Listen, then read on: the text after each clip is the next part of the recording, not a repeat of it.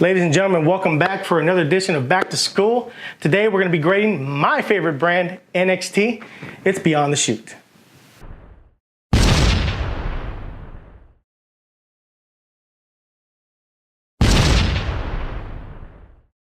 Psycho Steve back at you again. Once again, like I said, I'm grading NXT, my favorite brand. We're going to start the show off with Johnny Gargano's music.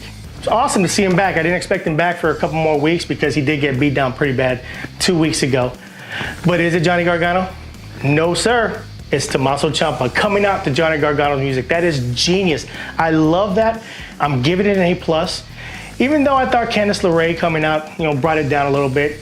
The crowd wasn't into Candice LeRae getting there. I mean, she did get some chance, but she was really scripted. I thought it was really scripted for her.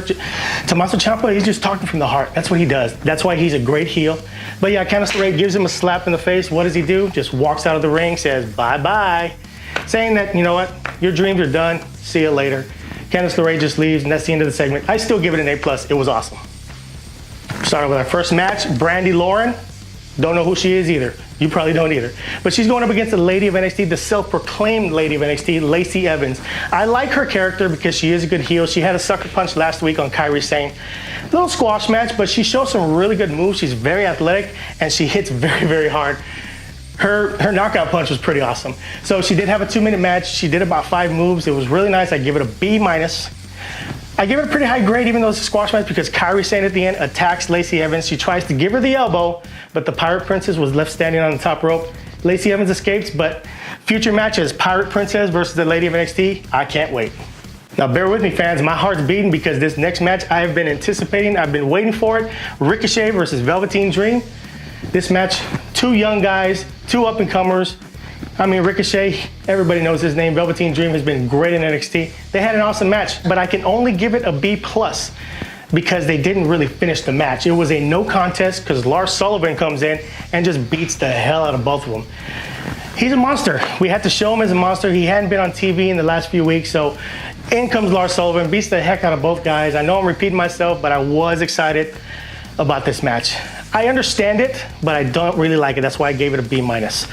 But we're gonna have future matches between these 3. Hopefully a triple threat match, maybe for a title in the future. We gotta see. I'm very excited about these 3.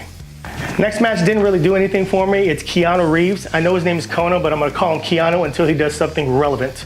Versus Raul Mendoza. He's a jobber, but I think he has really, really awesome moves. I think Raul Mendoza deserves a lot more. But Keanu Reeves, he was more aggressive this match, a lot more aggressive than last week. I give this one a C-. I gave last week's a D, so he's improving a little bit, but his finishing move still sucks. I hate it. It's just, it's not impactful enough. So Keanu Reeves, Raul Mendoza, C-. On to the next one. Now we go backstage real quick with Ricochet and Velveteen Dream outside the office of William Regal, the GM for NXT. They now figured out that they have a common enemy in Lars Sullivan. They both want a piece of him.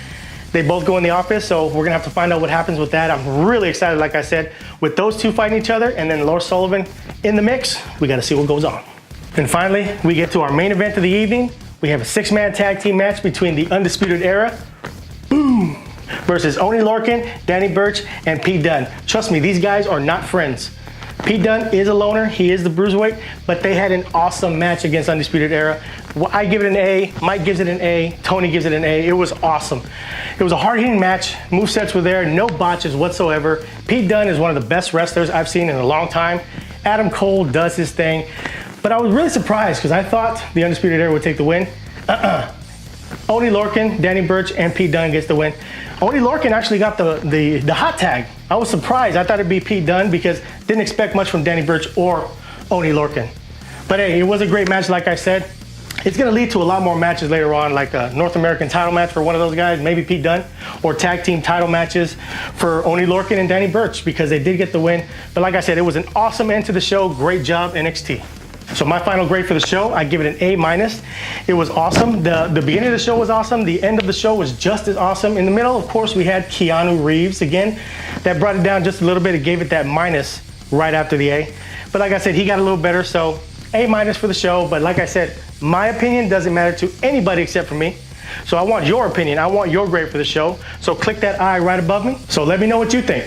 But also like, comment, subscribe, dislike if you wanted to. Give me a thumbs down. Just let me know, critique me. Also, follow my Twitter feed at psycho_Steve BTS. Folks, I want to thank you once again for coming by, stopping by here for NXT. Like I said, that's my favorite brand in WWE. Next week, we'll start again with Raw on Monday night.